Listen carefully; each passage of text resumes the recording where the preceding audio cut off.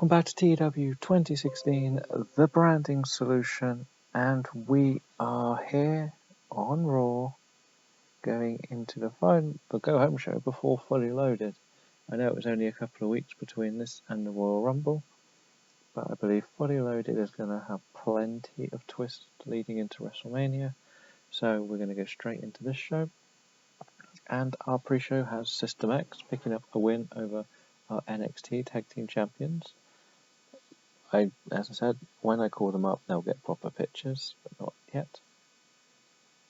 We then have Bray Wyatt defeat Damian O'Connor. This is to see how good O'Connor really is. Obviously, he is actually Killian Dane from NXT. It will get updated when I use him on the main roster, which will definitely be post-WrestleMania. The Shining Stars defeat the Bollywood Boys. I wanted to give Primo and Epico a win, they needed it. We move on to Kofi Kingston picking up a win over our Bo Dallas, who continues to impress, so he may be coming back sooner than I thought. We had to give Crime Time a victory, they've been lacking a little bit, so they got another win they needed. I haven't used them much, I need a job. Justin Gabriel picks up a win over Marty Scurll, another one who will be joining post-WrestleMania.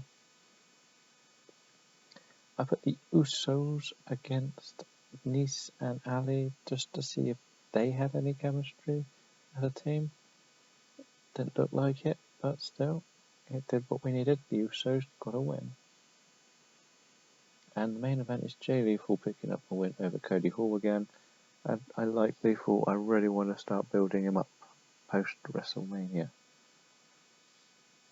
We start the show with Triple H and his champions with Dean Ambrose in tow. He isn't happy with Big E for losing last week, but he's calling that tonight Dean Ambrose will face Daniel Bryan and Roman Reigns, and they want a win. He demands a win from his team. So an 85 to start the show. Triple H owning the gold. He wants to make sure he keeps the gold. Now we're going to start trying to see if we can push Jinder Mahal, as he does have a title match in real life, or would have had one by the time this comes out. I put Dave Kapoor as his manager and gave him a win. That's the start of it. We'll work with the rest. We have him cut a promo on himself. He's been in the TV title picture for a while, so yeah, we're going to see how much we can do with this. And we thought of another big-ish match, probably might have two really weak starting matches with Dalton Castle beating Dawkins. I've bought in Castle, I've got to start using the guy, so they need TV matches. So that was my start for that. We have a video package showing off the European invasion of Tommy and Michael Dante and Rampage Brown. And they get a very big win over the Perfect Athletes as they beat Swagger and Mark Alpha, going into their title match against these two, who come out and cut themselves a promo telling them how they are going to put them back in their place, which is, I think, good enough going into the title match. We throw in another tag team match which got really good rating again. Roderick Strong and John Morrison pick up a win over Ryback and Del Rio. Ryback is the weak link of this, and it's probably the weak link of the group in the future IC title people. It's only called that, as I said before, they're going to be people who will look to get an IC title match. They might not jump to the next level yet, but they're going to have to slowly wait for their chance. Carlito comes out to cut a promo on Neville about the TV title. He says he wants to beat him once and for all. But first, they have a tag team match. where we actually give Sudden Impact the victory over Carlito and his partner Biff Busick. Why not? Might as well use Biff. He's come onto the main roster. It was actually quite a good match. Biff took the pin, so Carlito looked strong. Yeah, it does what it needed to do. We continue on our little tag team charade where we have them all wanting themselves to get some form of a chance at WrestleMania. And it is going to lead to a main event, well, not a main event, a form of battle royal at Fully Loaded, where we're going to put all the teams, or as many of the teams as I possibly can, into a match. I need to double check, because obviously we've got 16 here. We'll probably throw the Usos and the Uprising in.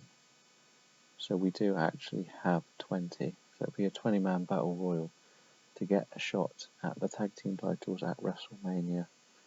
And I kind of know who it's going to be. And we just throw in a little throwaway match pretty between 4 teams where we give #DIY a victory. I think Lance Rush is actually the best performer again. So yeah, makes sense. Sami Zayn gets interviewed by Chris Jericho on the highlight reel about his upcoming match against Bad News and Baron Corbin. Triple threat, so you can't really do a promo for both. So this is all good. It helps move the storyline and an 80 rating. But during this, they all get interfered. We have Bad News, Baron Corbin and The Miz come out, and Dolph Ziggler makes a save, which leads to this 3-on-3. Another really good match. Baron Corbin is struggling a little bit, but we'll get him up there eventually.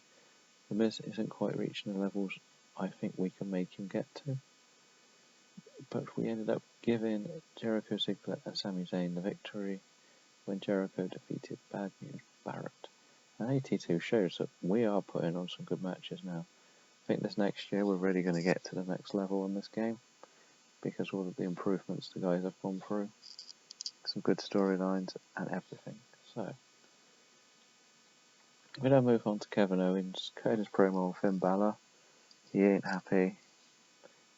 He said he won the Rumble. Now he has to deal with this stupid demon, and he'll make sure he does. So we're going to have Kevin Owens, Finn Balor, Fully Loaded. Then we have a little match, Kurt Angle versus Kevin Owens, and I gave Angle the win, and the idea is Finn Balor distracted him. It's a superb match. They got an 80 rating, so I'm actually really happy with that. So we will move on. And our main event, which isn't quite as good as I had hoped. Not gonna lie, I was expecting better, especially after last week.